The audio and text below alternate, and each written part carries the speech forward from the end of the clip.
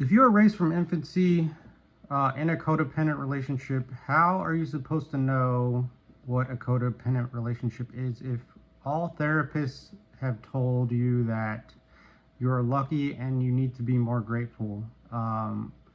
That's it to a relationship. That's all there is to relationships. You just need to be lucky.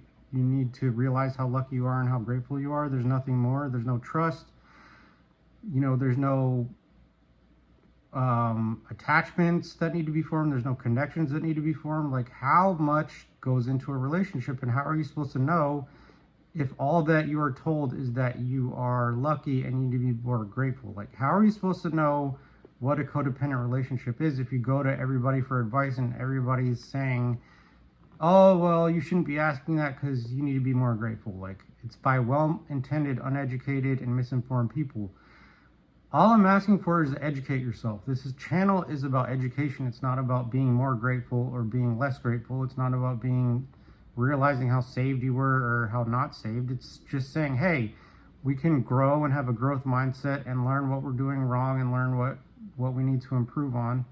And every situation is unique. I'm not pointing fingers. I'm just saying maybe education can help you. It's helped me.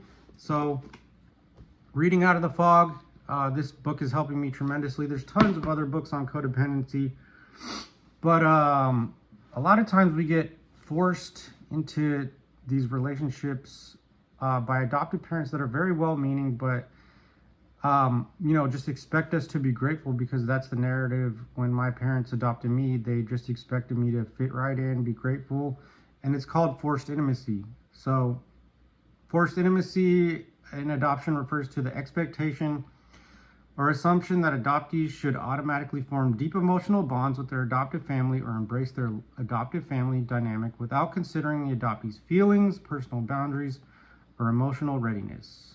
This concept highlights the imbalance of power and expectations placed on adoptees who may feel pressured into reciprocate affection, trust, or loyalty prematurely or inauthentically. So, number one is assume bonding without emotional process. What it looks like: expecting the adoptee to immediately feel love, trust, and closeness towards their adopted parents, siblings, or extended family. Why it's problematic: bonding takes time and requires mutual effort. For adoptees, especially those with trauma or attachment challenges, this process may take longer. Forced intimacy can feel invalidating and overwhelming. Example: saying, we're your real family now, so you don't need to think about your birth family, assumes adoptees should erase their past connections and feelings. Number two, pressure to perform gratitude or happiness. This is so common. What it looks like is adoptees may be expected to act grateful or happy about their adoption regardless of their actual feelings or what they're experiencing. This was true for me, as many other adoptees that I speak to and listen to stories of. And what the research shows, why it's problematic is this pressure denies the This pressure denies the adoptee space to process grief, loss, or identity struggles that often accompany adoption. This is basically how adoption fog is formed. An example is an adoptee might be told, you should be so thankful you were adopted, which minimizes their complex emotions and creates a false obligation to express gratitude. Fear, obligation, and guilt. Fog. Number three is lack of consent in physical or emotional intimacy. What it looks like is expecting adoptees to hug, kiss, or otherwise express physical affection without considering their comfort level. Why it's problematic: for adoptees, particularly those with a history of trauma or disrupted attachments, forced physical and emotional intimacy can feel invasive and unsafe.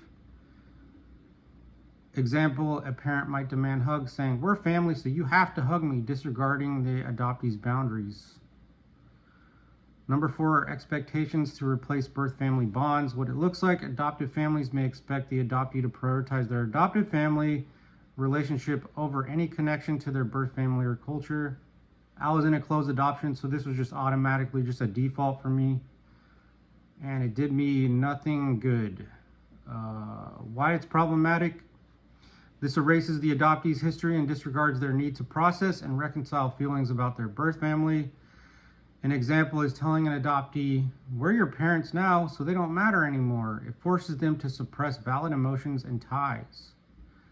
Number 5 is assuming instant trust and vulnerability. What it looks like. Adopted parents or family members expect the adoptee to open up emotionally and trust them without building a foundation of safety and mutual understanding. This is not how relationships form, or healthy ones at least. Why it's problematic. So trust must be earned, especially for adoptees who may have experienced trauma, neglect, or multiple caregiver changes. Forcing vulnerability can create resentment or emotional withdrawal. This can often be diagnosed as RAD or ODD, defiance disorder, and it could be, not pointing fingers, but it could be just not as well informed or educated adopted parents. Example is asking the adoptee personal questions about their past or emotions before they feel ready to share. Number 6 is prioritizing adopted parents' feelings over the adoptees. What it looks like, adopted parents might unintentionally center their needs for affirmation or validation as good parents over the adoptee's emotional needs, especially if you don't even know what the adoptee's needs are. Why it's problematic is this creates an environment where the adoptee feels responsible for managing their parents' emotions rather than being supported in their own journey. An example is a parent might say, "I love you so much, why don't you say it back?" without considering the adoptee's readiness to express such feelings. Number 7 is invalidation of the adoptee's emotional boundaries. What it looks like is adoptees may feel dismissed or criticized when they try to assert personal boundaries, whether emotional or physical. This was my experience as well. Why it's problematic is ignoring boundaries teaches adoptees that their autonomy and feelings don't matter, which can damage self-esteem and trust. Example is if an adoptee says they don't feel like talking about something and the parent responds, "But I'm your mom or dad, you can tell me anything." It undermines their boundary. Why forced intimacy happens in adoption. Number one is unrealistic expectations. Adopted parents may hope for a perfect family dynamic and unintentionally place expectations on the adoptee to fulfill this vision. This is kind of really hard for me to read because I tried to talk to my parents multiple times throughout my adoptee experience being raised by them, and I was like, what is wrong? Like, I was trying to figure out what was wrong with me, and it was always this question, like, are my needs being fulfilled? And I would ask them questions about, well, what about cultural needs, and what about this stuff? And like, they would just shut me down by saying, "You have really unrealistic expectations." And I realized that it's coming from a meaningful, loving place and not a very well informed place, because that is something you should never ever say to an adopted child, that their expectations are unrealistic, especially when it's about cultural needs. And just don't say that you could have been raised in foster care. That's such a horrible thing to say to an adopted child.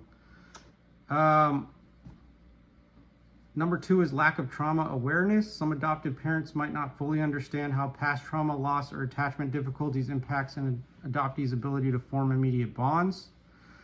Number 3 is desire for validation. As adopted parents may seek reassurance that their decision to adopt was the right one, unintentionally putting emotional pressure on the adoptee to affirm their role as parents. Number 4, societal narratives. Society often frames adoption as a happy ending without acknowledging the complexities and losses involved, reinforcing unrealistic standards for intimacy and bonding. And it usually always falls on the adoptee. Adoptees are under so much pressure with this narrative that is in society. How to avoid forced intimacy in adoption. Number 1 is allow time for bonding. Recognize that building trust and connection is a gradual process. Let the adoptee take the lead in forming bonds. Number 2 is respect boundaries. Listen to and honor the adoptee's emotional and physical boundaries, even if they don't align with parental expectations. Number 3 is acknowledge complex emotions. Validate the adoptee's feelings, including grief, loss, and anger, without minimizing or dismissing them. It can be both. You can have happiness, gratitude, and grief at the same time. It is all part of the human experience. We can feel both of those things at the same time. It's not one or the other. Number 4, separate validation from parenting. Adopted parents should seek emotional support from peers, therapists, and adoption communities rather than relying on the adoptee to affirm their parenting. Number 5 is foster open communication. Create a safe, non-judgmental space for adoptees to express themselves without fear of repercussions. So in conclusion, forced intimacy in adoption is not usually unintentional. There's so many well-intended, loving adopted parents out there that do so many unintentional things. But it can have lasting effects on an adoptee's emotional well-being and sense of autonomy.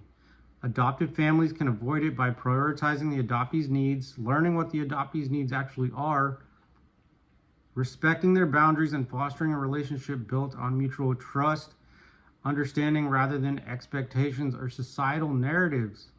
This approach supports a healthier, more authentic connection for everyone involved. Education is key, my friend. I'll see you in the next video.